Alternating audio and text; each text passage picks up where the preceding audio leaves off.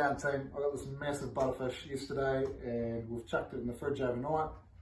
It's set, it's about 560 mil in length. It is a decent fish. I've got two knives here. I've got a really stiff bladed knife and I've got a really flexy bladed knife. Let's get into it.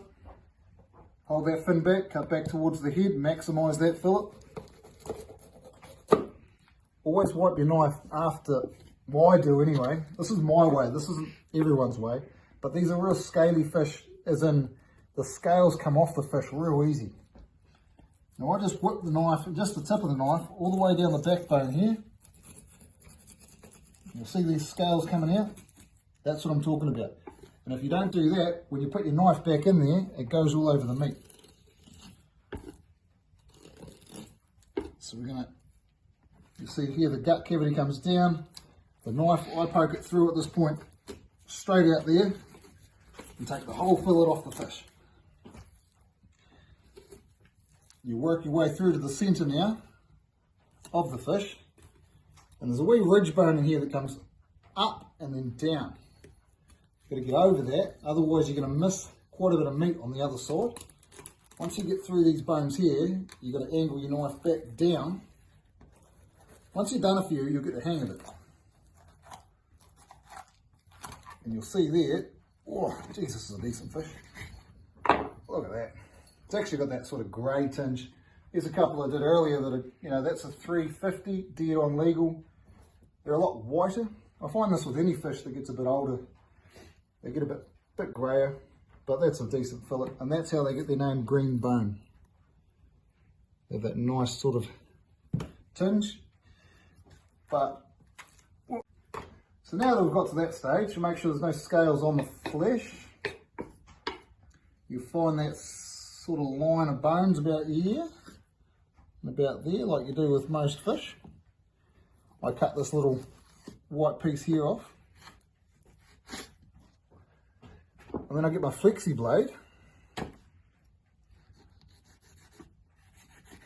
and I'll whip it right under there. And if you've got a flexi blade,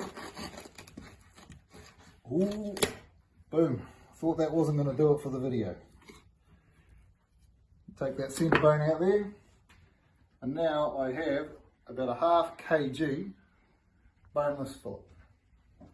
Right, we'll whip this fish over. You can actually see it's either been bitten by another fish or hit by another spearo at some stage in its life.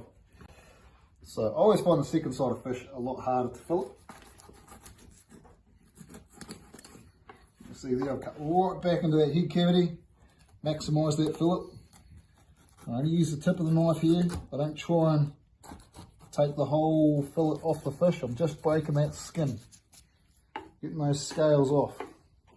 From there, I'm just going to work my way through. It's quite simple. You can just feel your knife on the bones. Poke that knife through there at about the bum.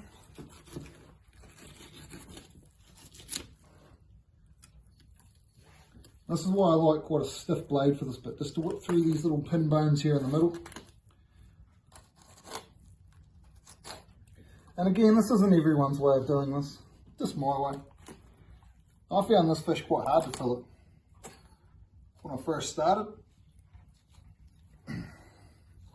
You'll always have a bit of shot damage, and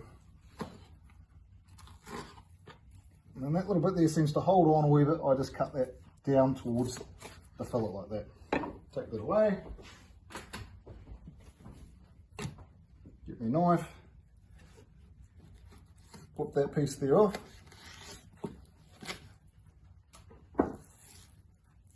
Line those bones up, either side of them.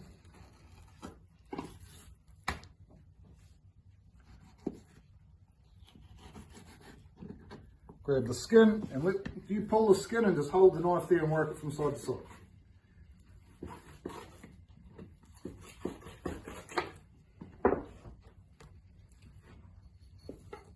Make sure there's no scales on your knife.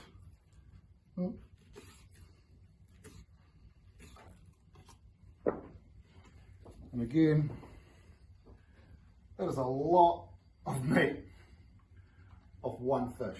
Absolutely stoked. Tonight we're going to make a Thai green curry. Got a capsicum, onion, chilli, free coconut, and some bamboo shoots.